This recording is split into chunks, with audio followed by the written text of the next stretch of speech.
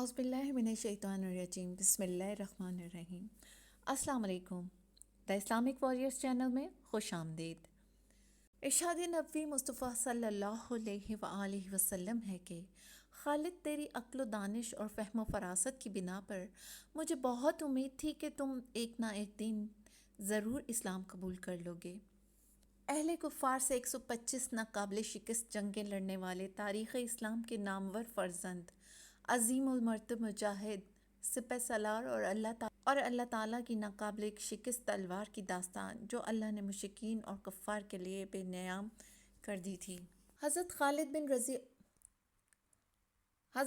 بن ولید رضی اللہ تعالیٰ عنہ، جو بیک وقت اپنی حربی بصیرتوں میں چنگیز بھی تھا اور نپولین بھی، اپنی جنگی تدابیر میں تیمور لنگ بھی تھا اور چنگیز اعظم بھی، فتوحات میں سکندر اعظم بھی تھا اور فریڈرک اعظم بھی، اپنی ذاتی شجاعتوں میں رستم و اسفندیار بھی تھا، اس کے مجاہدانہ کارنامے خالص بوجہ اللہ تھے، ان میں کوئی آمیزش نہ تھی، نہ کوئی میل اور نہ ہی کوئی نقص تھا۔ وہ جہاں سے اور جس طرف سے بھی گزرا، فتوحات کے پھریرے اڑاتا ہوا گزرا۔ اس نے جس طرف بھی رخ کیا، فتوحات، کامرانیوں اور کامیابیوں نے آگے بڑھ کر اس کے قدم چومے۔ حضور اکرم مصطفیٰ صلی اللہ علیہ وآلہ وسلم کی وفات کے بعد مہاجرین و انصار کے علاوہ تقریباً جزیرہ نما عرب کے تمام اسلامی صوبوں میں ارتاد کی لہر اس شدت سے اٹھی جیسے کوئی طوفان بلا خیز ہو، مگر اس نے ایک طرف ارتاد کی بخیے ادھیڑ کر رکھ دیے تو دوسری طرف ایران کی ہزارہ سالہ متمدن ایرانی سلطنت کو اپنے پاؤں تلے روند کر رکھ دیا۔ اس نے 15 سال کی قلیل مدت میں چھوٹی موٹی جھڑپیں چھوڑ کر 41 سے زائد عظیم جنگیں لڑیں اور فتح و کامیابی نے اس کے پاؤں چومے۔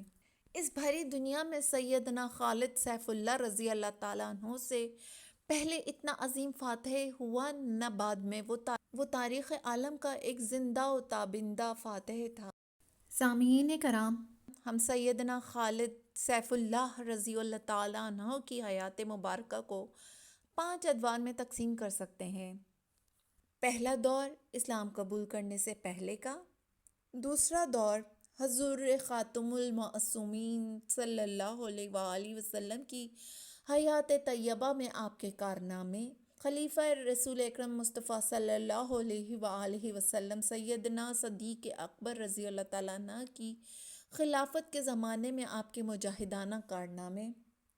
چوتھا دور خلیفہ ثانی شاہکار رسالت مراد محمد سیدنا فاروق اعظم رضی اللہ تعالیٰ عنہ کی خلافت کے زمانے میں آپ کی مجاہدانہ سرفروشیاں، اور پانچواں دور مجاہدانہ خدمات سے علیحدگی اور زندگی کا آخری زمانہ اور وفات۔ سامعین کرام، ہم آج کی اس ویڈیو میں حضرت خالد بن ولید رضی اللہ تعالیٰ عنہ کی زندگی کا وہ دور بیان کریں گے جو کہ انہوں نے اسلام سے پہلے زندگی کا گزارا۔ حضرت خالد بن ولید اسلامی کیلنڈر شروع ہونے سے 32 برس قبل 592 میں قریش کے ذیلی قبیلے بنو مخزوم کے سردار ولید کے گھر پیدا ہوئے۔ قریش کی عسکری قیادت اسی قبیلے کے پاس تھی۔ حضرت خالد کے والد الوحید، یکتا اور العدل، انصاف پسند کے القاب سے مشہور تھے۔ ان کے دادا کا نام مغیرہ تھا۔ ام المومنین میمونہ بنت حارث کی بہن لبابہ بنت حارث ان کی والدہ تھیں۔ 7ویں پشت مرہ بن کعب پر ان کا سلسلہ نسب حضرت مصطفیٰ صلی اللہ علیہ وآلہ وسلم اور حضرت ابو بکر سے جا ملتا ہے۔ قریش کے رواج کے مطابق نومولود خالد کو بھی ایک صحرائی قبیلے میں بھیج دیا گیا جہاں ایک بدو دایا نے ان کی پرورش کی۔ 6 سال کی عمر میں وہ مکہ واپس آئے۔ بچپن میں انہیں چیچک ہوا جس کے مستقل نشانات ان کے بائیں گال پر موجود رہے۔ سیدنا خالد کی کنیت ابو سلیمان تھی۔ انہیں سیف اللہ کا لقب خود نبی کریم مصطفیٰ صلی اللہ علیہ وآلہ وسلم نے عطا کیا تھا۔ زمانہ جاہلیت میں حضرت خالد بن ولید کا شمار قریش کے اشراف میں ہوتا تھا۔ وہ اپنے زمانے میں کشتی کے چیمپئن اور بہترین گھڑ سوار تھے۔ انہوں نے تلوار زنی، نیزہ بازی اور تیر اندازی میں مہارت حاصل کر رکھی تھی۔ برچھا ان کا پسندیدہ ہتھیار تھا۔ سیدنا خالد رضی اللہ تعالیٰ عنہ قریش کی جنگوں کے لیے وسائل فراہم کرتے۔ ایک بڑا خیمہ القبہ نصب کیا جاتا جس میں تمام فوجی ساز و سامان اور آلات حرب جمع کیے جاتے۔ جنگ شروع ہوتی تو خالد گھڑ سواروں الاعانہ کی قیادت کرتے۔ سیدنا خالد بن ولید رضی اللہ تعالی عنہ اور سیدنا عمر بن خطاب چچا زاد تھے۔ ان کی شکلوں اور قد کاٹ میں مماثلت پائی جاتی تھی۔ حضرت محمد مصطفیٰ صلی اللہ علیہ وسلم کو نبوت کا منصب عطا ہوا تو خالد بن ولید کے والد نے ان کی سخت مخالفت کی۔ اسلام کے ابتدائی زمانے میں خالد بن ولید کی کسی اسلام دشمن سرگرمی کا ذکر نہیں ملتا۔ ہجرت نبوی مصطفیٰ صلی اللہ علیہ وآلہ وسلم کے بعد ابو سفیان ایک تجارتی قافلے کی قیادت کرتے ہوئے شام سے واپس لوٹ رہا تھا کہ انہیں مدینے کے مسلمانوں کی حملے کی خبر ملی۔ اس نے مکہ میں ایک پیغمبر بھیجا۔ پیغام ملنے پر ابو جہل وغیرہ 1000 کا لشکر لے کر عازم مدینہ ہوا۔ قافلہ تو بچ کر مکہ مکرمہ پہنچ گیا، مگر مدینہ کے 313 نہتے مسلمانوں کے ساتھ مکہ مکرمہ پر 1000 مسلح کافروں کا بدر کے مقام پر ٹکراؤ ہوا۔ 70 کافر قتل ہوئے، 70 قید ہو گئے۔ ابو جہل، عتبہ، شیبہ جیسے سردار قتل ہو گئے اور جزیرہ نما عرب کے لوگوں کے لیے یہ ایک عجیب جنگ تھی۔ سیدنا خالد رضی اللہ تعالیٰ عنہ کا بھائی ولید بھی گرفتار ہو گیا۔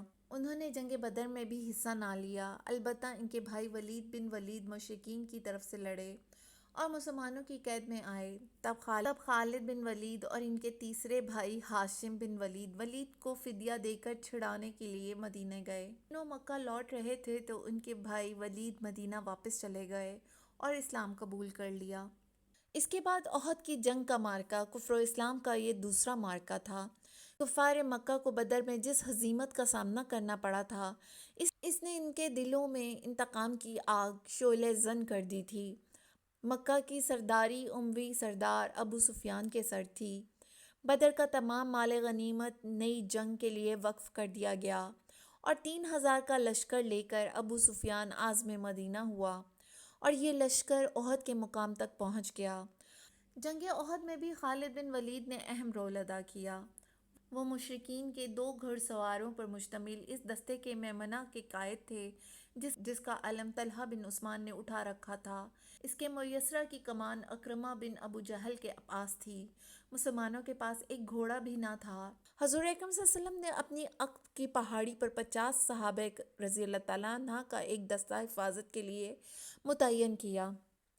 جنگ شروع ہوئی تو کفار مکہ بھاگ نکلے۔ صف کے جس درے کی حفاظت کے لیے 50 مجاہدین کو تعینات فرمایا گیا، ان میں سے چند ایک نے جب کفار مکہ کو بھاگتے دیکھا تو وہ بھی درہ چھوڑ کر کفار کے کیمپ میں پہنچ گئے۔ سیدنا خالد سیف اللہ جو اس وقت لشکر کفار کے رسالے کے سالار تھے، اپنی جنگی بصیرت اور فطری شجاعت کو بروئے کار لاتے ہوئے اسی درہ کے راستے مسلمانوں پر حملہ آور ہو گئے۔ مسلمانوں میں افراتفری پھیل گئی اور حضور اکرم صلی اللہ علیہ وسلم کو بھی چشم زخم پہنچا۔ 70 مسلمان شہید ہوئے، مگر کفار اس کامیابی سے کوئی فائدہ نہ اٹھا سکے اور خود ہی میدان چھوڑ کر فرار ہو گئے۔ سید الشہداء حضرت حمزہ رضی اللہ تعالیٰ عنہ جبر بن مطعم کے ہاتھوں شہید ہو کر سید الشہداء بن گئے۔ مسلمانان مکہ آہستہ آہستہ ہجرت کر کے مدینہ پہنچ رہے تھے۔ مدینہ کے اصل باشندے جو تاریخوں میں انصار کے نام سے زندہ جاوید بن گئے، اوس اور خزرج کی 2 شاخوں میں بٹے ہوئے تھے، مگر یہ لوگ کاشتکار تھے۔ دولت کے سرچشمے یعنی تجارت، صنعت و حرفت، زرگری، اسلحہ سازی کی اجاراداری یہودیوں کے ہاتھ میں تھی۔ یہ لوگ بنو نذیر، بنو قینقاع اور بنو قریظہ نام کی 3 شاخوں میں بٹے ہوئے تھے۔ ان کا بنیادی پیشہ سودی کاروبار کا تھا۔ مسلمانوں کی آمد سے انصار کی دونوں شاخیں متحد ہو کر مہاجرین سے یکجان ہو گئیں اور یہود کی سودی اجاراداری ختم ہو گئی۔ وہ بدر اور احد کے مقام پر قریش مکہ کو پٹتے ہوئے دیکھ چکے تھے۔ انہوں نے ایک خاص اسکیم کے تحت کفار مکہ سے رابطہ قائم کر کے انہیں مدینہ کے مسلمانوں پر حملہ کرنے کے لیے اکسایا۔ قریش مکہ احد کی شکست کے بعد اپنے طور پر فیصلہ کر چکے تھے کہ ہم اب کبھی بھی مسلمانوں سے نہیں الجھیں گے۔ مکہ کا سردار ابو سفیان تو بالکل کسی نئی جنگ کے لیے تیار نہیں تھا۔ پھر اس کی بیٹی سیدہ نساء العالمین سیدہ ام حبیبہ رضی اللہ تعالیٰ عنہ کو ام المومنین ہونے کا شرف بھی حاصل ہو چکا تھا۔ ہجرت کے بعد حضور اکرم صلی اللہ علیہ وسلم نے یہود سے ایک معاہدہ کیا تھا کہ اگر کوئی دشمن مدینہ پر حملہ آور ہوگا تو ہم مل کر اس کے خلاف جنگ کریں گے، مگر بدر واحد میں کسی یہودی قبیلے نے مسلمانوں کا ساتھ نہ دیا۔ سب سے پہلے بنو قینقاع کی سازشوں کا علم ہوا تو حضور اکرم صلی اللہ علیہ وسلم نے انہیں مدینہ سے نکال دیا۔ پھر بنو نذیر نے جنگ احد میں درپردہ کفار مکہ کا ساتھ دیا تو انہیں بھی شہر بدر کر دیا گیا۔ ان قبائل نے قریش مکہ کو مدینہ پر حملہ کرنے کے لیے اکسایا اور آخر میں ابو سفیان کی سرکردگی میں عرب بھر کا 10,000 بقول بعض کے 30,000 کا لشکر مدینہ کی طرف چڑھ دوڑا۔ ان سطور سے بتانا صرف یہ مقصود ہے کہ لشکر کفار کے سالار اعظم تو ابو سفیان تھے، مگر عملاً تمام لشکر کی باغ ڈور سیدنا خالد سیف اللہ رضی اللہ تعالیٰ عنہ اکرمہ اور صفوان کے ہاتھوں میں تھی۔ چونکہ خندق عبور کرنے کی کوئی صورت نظر نہیں آتی تھی کہ ایک دن سیدنا خالد رضی اللہ تعالیٰ عنہ کو خندق عبور کرنے کی ایک عجیب تجویز سوجی۔ انہوں نے پہلے خندق عبور کرنے کے لیے حملہ کیا، مگر جب مسلمانوں کی مدافعانہ سرفروشی سے کامیابی کی صورت نظر نہ آئی تو بظاہر اس طرح واپس لوٹے کہ اب حملہ کرنے کا ارادہ نہیں رکھتے۔ جب انہیں یقین ہو گیا کہ مسلمان بے خبر ہو گئے ہیں تو اچانک پلٹ کر حملہ کر دیا، یہاں تک کہ چند قریشی خندق عبور کرنے پر قادر ہو گئے، مگر مسلمانوں نے دوبارہ حملہ کر کے سیدنا خالد رضی اللہ تعالیٰ عنہ کی یہ اسکیم ناکام بنا دی۔ ایک روز اچانک شدید طوفان اور آندھی آئی۔ قریش اس آندھی سے گھبرا اٹھے اور ان کا یہ لشکر 4 ہفتے خندق سے سر پھوڑتا واپس لوٹ گیا۔ 8 ہجری میں عثفان کے مقام پر رسول اکرم صلی اللہ علیہ وسلم اور صحابہ کی مشرکین کے ایک جتھے سے مدبھیڑ ہوئی، جس کی قیادت خالد بن ولید کر رہے تھے۔ یہ دستہ قبلے کی طرف ہونے کی وجہ سے نماز میں حائل تھا۔ آپ نے ظہر کی نماز پڑھائی تو مشرکوں نے حالت نماز میں آپ پر حملہ کرنے کا مشورہ کیا۔ کچھ نے کہا اس وقت ایسا لگ رہا ہے کہ مسلمانوں کو نماز اپنے بچوں اور اپنے آپ سے زیادہ پیاری ہے۔ اسی موقع پر صلاۃ خوف کا حکم سورہ نساء 102 نازل ہوا۔ اگلی نماز کا وقت آیا تو آپ صلی اللہ علیہ وسلم نے صحابہ کو اسلحہ پکڑے رکھنے کا حکم دیا۔ 2 صفیں بنائی گئیں جنہوں نے اکٹھے رکوع کیا۔ رکوع کے بعد اگلی صف سجدے میں چلی گئی، جبکہ پچھلی صف نے کھڑے رہ کر پہرا دیا۔ اس کے بعد پہلی صف پیچھے ہٹ کر پہرے میں آ گئی اور دوسری صف نے آپ کے ساتھ سجدہ کیا۔ حضور اکرم مصطفیٰ صلی اللہ علیہ وسلم چاہتے تھے کہ مکہ معظمہ پہنچ کر عمرہ ادا کریں۔ آپ 1400 جانصاروں کو لے کر مدینہ سے عازم مکہ ہوئے۔ قریش مکہ کو علم ہوا تو وہ بڑے سٹپٹائے۔ انہوں نے سیف اللہ خالد بن ولید کو 300 سوار دے کر راستہ روکنے کے لیے بھیجا، مگر حضور اکرم مصطفیٰ صلی اللہ علیہ وسلم نے 20 سواروں کا ایک دستہ خالد کو الجھانے کے لیے بھیج دیا اور خود دوسرے راستے سے حدیبیہ کے مقام پر پہنچ گئے۔